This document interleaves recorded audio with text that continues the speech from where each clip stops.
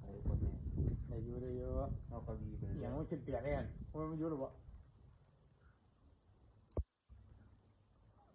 เล่นสิเบิร์ด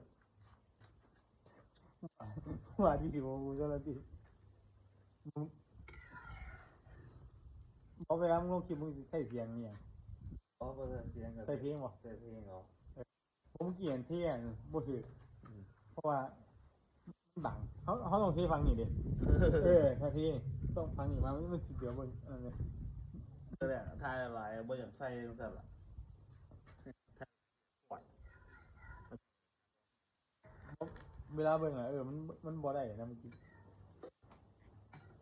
มันสิบ่ได้ที่ฟังข้างนั้น